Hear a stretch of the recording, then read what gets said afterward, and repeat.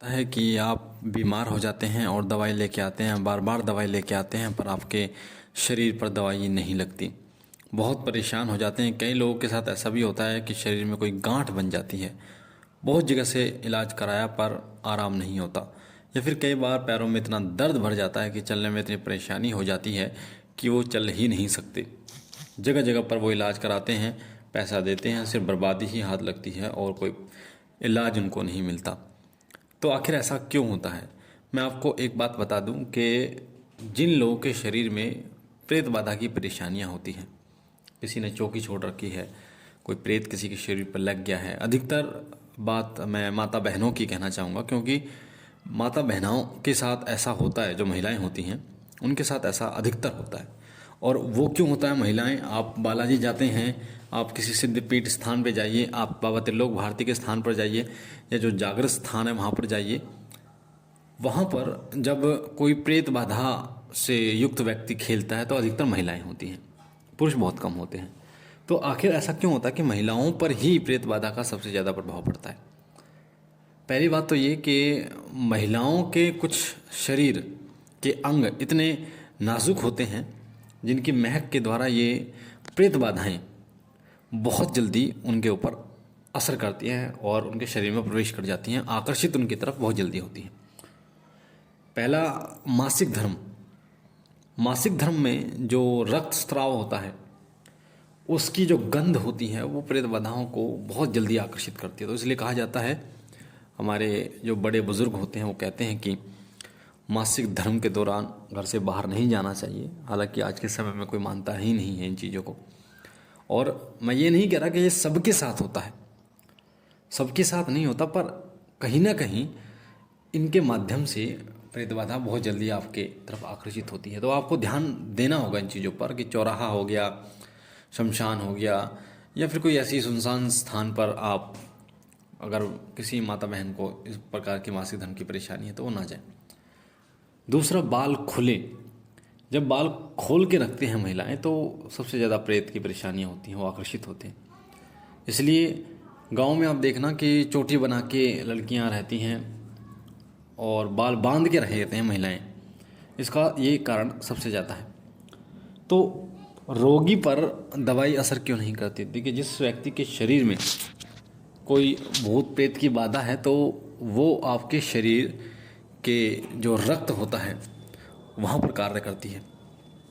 प्रेत बाधाएं आपके शरीर में कैंसर, टीवी, मलेरिया, शुगर ऐसी परेशानियां भी खड़ी कर देती हैं। ये पैरों में दर्द, गांठ, ये भी उन्हीं के कारण होती हैं।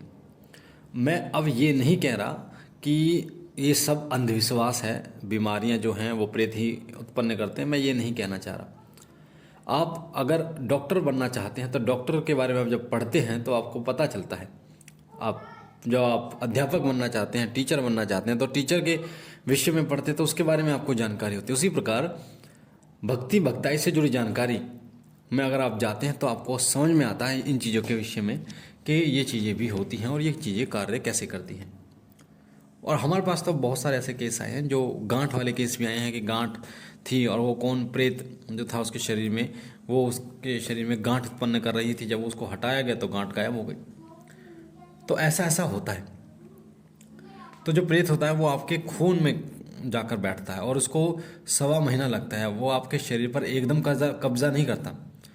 आपके शरीर में जिस दिन वो प्रवेश करता है तो धीरे धीरे आपके शरीर को अपने कब्जे में, धीरे धीरे वो शरीर में अपना पूरा कब्जा करना शुरू करती है और लगभग 1.25 महीने लगता है उसको आपके शरीर के सबसे अंदरूनी हिस्से, यानी कि जो कोशिका होती है, सेल कहते हैं, और रक्त में बैठकर वो अपना कार्य करती है।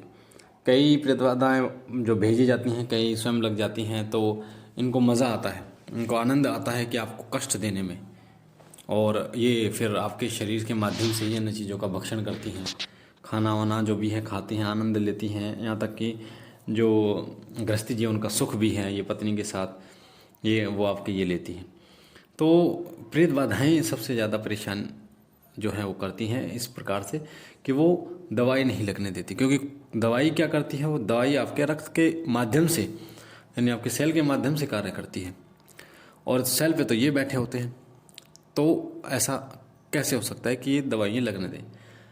कई बार ऐसा होता है कि इंजेक्शन काम करता है। देखिए, प्रेत बाधाओं को इंजेक्शन परेशान करता है, यानी कड़वा, क्योंकि वो कड़वा होता है। जब इंजेक्शन शरीर में जाता है तो वो प्रेत आत्मा कुछ समय के लिए, कुछ सेकंड, कुछ मिनट के लिए शरीर छोड़ देती है, और जब तक उसका प्रभाव होता है इंजेक्शन का, तब तक वो व्यक्ति भी ठीक रहता है, उसको आराम मिलता है। तो जो उसके साथी होते हैं वो ये सोचते हैं कि इंजेक्शन से आराम मिल गया, शारीरिक परेशानी है, पर फिर जैसे ही इंजेक्शन का प्रभाव खत्म होता है वो प्रेत बाधा फिर उसके शरीर को पकड़ लेती है, तो फिर वो परेशानी बढ़ जाती है। तो इस ऐसी स्थिति में पहले उस प्रेत बाधा को हटाया जाता है, उसके बाद दवाई लगनी शुरू होती है।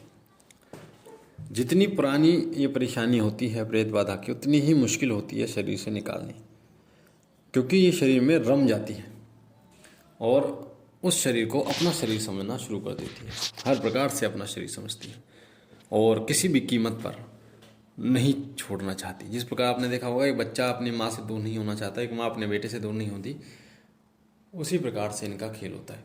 ये उस शरीर से दूर नहीं होना चाहते। तो कभी भी आपको ऐसी परेशानी हो कि बार बार दवाई लाने पर दवाई नहीं लग रही, तो कुछ जो मैंने टोटके आपको बताए हैं चैनल पे, वो आप करके देखिए। साथ ही जो किसी अच्छे भगत के पास जाइए और पूछा अपने लीजिए क्या परेशानी है, क्या नहीं है, ठीक है। तो आप देखेंगे कि अगर कोई नकारात्मक शक्ति की परेशानी निकलती है तो फिर उसका इलाज कराइए। इसलिए दवाई नहीं लगती, और जब वो हटेगी तो दवाई लगनी शुरू हो जाएगी। मुझे आशा है जानकारी आपको पसंद आई होगी। अगर आप पहली बार चैनल पे हैं तो वीडियो को लाइक शेयर जरूर करना, साथ ही चैनल को सब्सक्राइब कर बेल आइकन को जरूर दबाना। जो भी जानकारी हम डालें वो सबसे पहले आपको प्राप्त हो। बाबा भोलेनाथ से मैं विनती करता हूँ कि बाबा आप पर कृपा करें, आपके घर पर कृपा करें।